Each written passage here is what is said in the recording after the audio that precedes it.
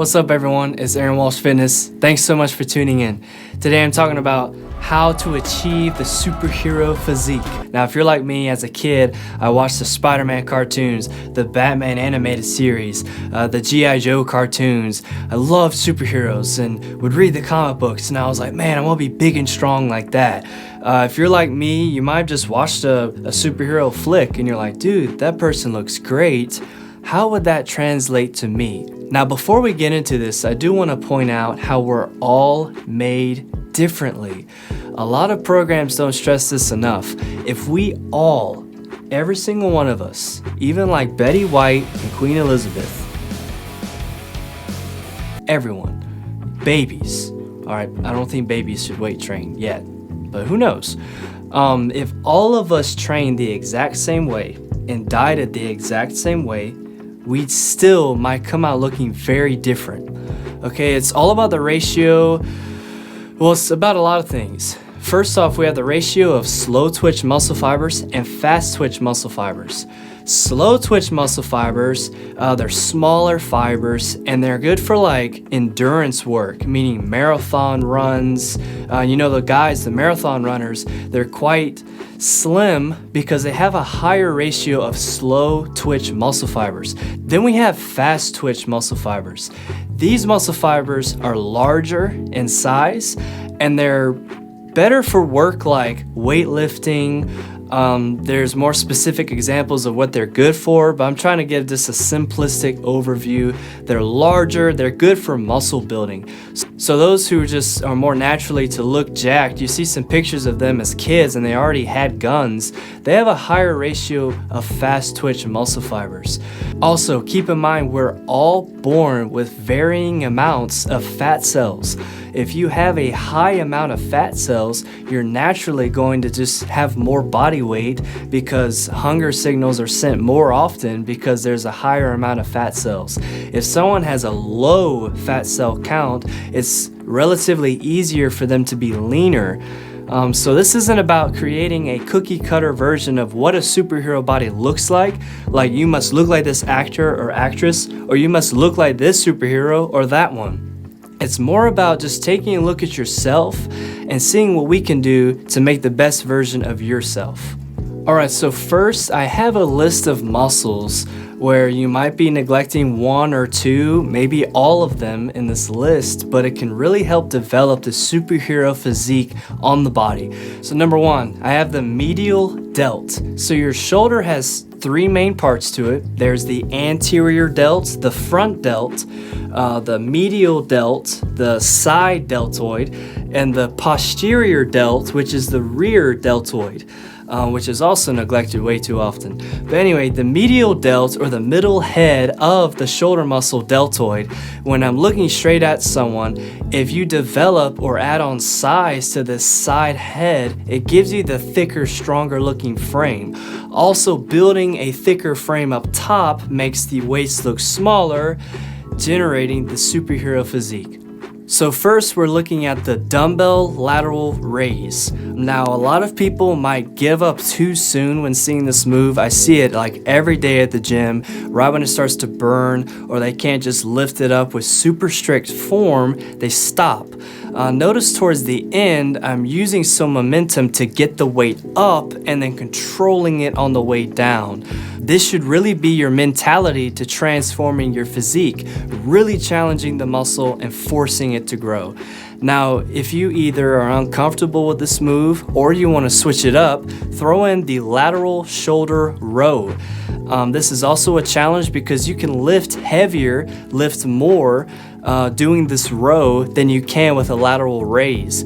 So doing both of these movements along with a compound move like a shoulder press is definitely going to add some size to the side deltoids. Now when people see that second move, it's like the shoulder lateral row, they think about grabbing the bar and doing rows like this. I'm not a big fan of that because a close grip on the shoulder row with a bar, like a fixed bar, can cause shoulder impingement, and that's definitely not what you want to do. A safer alternative is to grip really wide and make sure that you're leading with the elbows, not going too high, and make the medial delts do the brunt of the work. work, but I really think those two moves combined with the press is more than what you need to develop the delts. Number 2, I have the upper chest. The upper chest is one of the most aesthetic contributors to a great chest. Here in the video, I'm doing incline dumbbell presses. Now, I'm a fan of using dumbbells because I feel more stretch at the bottom of the range of motion and more tension and flexing at the top of the range of motion. This is greatly because at the top of the range of motion, I can bring my hands together and create more of a squeeze and more tension at the top and more of a stretch at the bottom. If I'm doing the incline barbell press, I can't bring my hands together because I'm gripping a bar. Now, don't get me wrong, I like the incline barbell press and I still mix it into the routine to provide muscle confusion. I'm just telling you my personal favorite. Now we're on to number 3. Now this is a muscle group I do see a lot of people neglecting, or maybe they're not hitting enough, or they're just skipping them entirely, and that's the triceps. You know, when people are like, I want to fill my sleeves, I want them big superhero arms, those guns, they just tend to focus on the biceps and they just curl for days and days and days, and they just curl, they're crazy about the biceps. But the triceps take up 2/3 of your arm, which only leaves the other 1/3, which is the biceps. So if you really wanted to fill the sleeves, you need to focus on the triceps. There are 3 heads on your triceps. Try 3. Whoa, what? Simple lesson. So here we have the tricep rope push down. I really like this variation with the rope. Notice how I'm not flaring my hands out away from my sides too much, but I'm bringing the rope down straight back. Now, why am I bringing it straight back? Well, it's because I'm working the long head of the tricep the most. The long head is really the contributor to overall arm thickness and assisting in various presses like the dumbbell press, the barbell press, and all of these compound lifts. Now here I'm doing a second variation. Instead of the rope attachment, I'm using the easy curl bar attachment. Now notice that unlike the rope attachment, I'm not bringing the attachment to my hips, but I'm bringing it straight down. This provides a great flexing motion where at the bottom I'm really squeezing the triceps, and at the top I'm really letting the muscle stretch out. Another reason why I stress training the triceps is their assistance muscles and various other moves that you do in the gym. Any kind of press really for your shoulders or your chest, the triceps are assisting you. So if your triceps grow in size and strength, not only will it help the physique and help you look better, but it'll also help you perform better on various lifts that'll make your other body parts like your chest or your shoulders look better. Number 4, I have the lat muscles, the main muscles in your back, or the latissimus dorsi muscles for you science whizzes. So this is a very important move because it builds a very thick frame if you add size to it. A thicker back is going to make the waist look smaller and just really contribute to the overall superhero physique. Now here you see me doing the lat pull down. This is a move that should definitely be in your routine if you're trying to build towards the superhero physique. It helps add size to the lats themselves and make that hip look smaller. Now you see when I reach the end of what I can do with strict form, almost like every other move, I'm going to use a little bit of momentum to get the weight down and then slowly lower it back to the starting position. This helps more muscle fibers tear and helps the muscle really be stimulated for more growth. Now also, when we're talking about back thickness overall, you might be thinking of deadlifts. I do perform deadlifts and I think they're a great move, but why I want it to be lat specific is because they're dominant in the back muscle, and lat pull downs have really helped me with my overall physique. But if you're really wanting to maximize on back thickness, I definitely would say you can start training some deadlifts or throwing some other back exercises as well. Alright, so we have the medial or side deltoid muscles, we have the upper chest, we have the triceps, we have the lat muscles in the back, and finally I bring you to number 5, which is the trap muscles. I see this very neglected in the gym. Not a lot of people train traps, and I'm really big on training every muscle group you can at least twice a week. So I do train my traps twice a week. I'm going to show you one of my favorite ways to do that.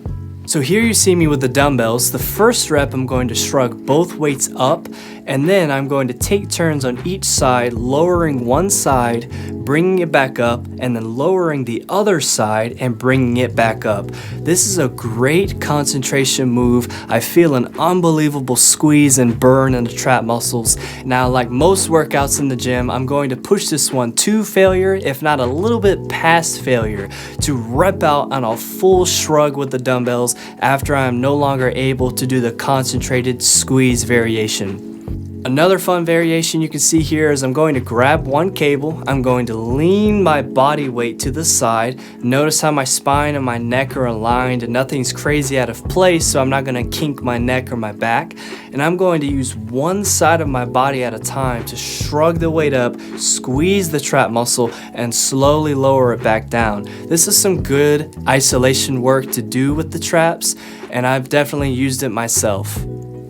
Now those are my two fun variations I like to throw in for working traps. Of course, you have the classic one when you load up weight on either a Smith machine bar or a free weight barbell bar and you just shrug the weight straight up. You might bend a little bit and shrug it straight back towards the back of the room.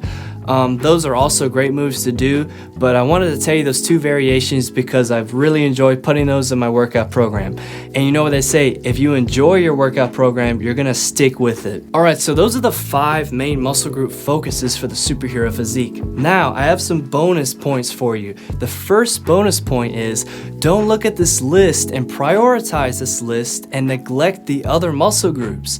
You know, of course, don't forget the legs. You know, if you're training your biceps twice a week, you should be training your quads, your hamstrings, your calves twice a week as well. Even if it's a genetic weak point, that's no excuse to just not train them at all or just halfway train them and stop when it gets a little uncomfortable. If you're going all out, you know, putting it all on the line, man, it's such a rewarding feeling afterwards, and it will also contribute to a proportional physique. That's a big thing with the superhero body to me, is the lower body in proportion to the upper body.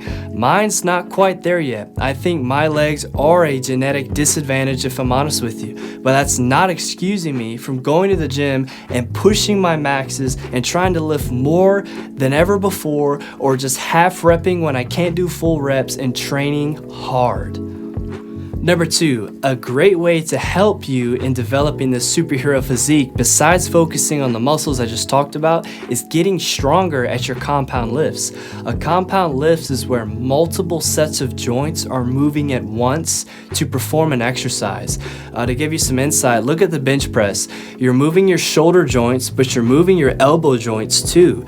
The squat, you're moving your hip joints, your knee joints, your ankle joints. There are multiple joints moving at once. There's been multiple research studies showing that a compound movement where multiple sets of joints are moving at once to perform an exercise releases more growth hormone, testosterone, hormones that help the muscles build. So yeah, I definitely recommend training the compound lifts. You have the big 3, the faithful old big 3, squat, bench, deadlifts. Those are some powerful moves to help transform your body as you get stronger at them over time. Now, let's say you might not have a gym where you have access to professional equipment or like huge squat racks or anything. There are ways around that to where you can still perform compound lifts with dumbbells, with anything you can get your hands on, cables, you can get it done. And my last bonus point comes to body fat. So if you've built an incredible superhero physique, obviously your body fat percentage is going to play a large part in this. Now, some people take this and run to an unhealthy extreme. They diet so hard, their energy is so low, they're hungry when they wake up, when they go to sleep, and right after they eat. Trust me, I've been there, and extreme dieting will really bring the overall quality of your life down. So it's really imperative you find a healthy body fat percentage that works with your life and maintain that. It's all about looking in the mirror and being better than you were last time. It's all about you competing with yourself instead of comparing yourself with others. But yeah, I would say if you have a generous amount of body fat, a large contributor to getting a superhero physique might just be fat loss focus. You might have a great physique under the layers of fat, water, and glycogen.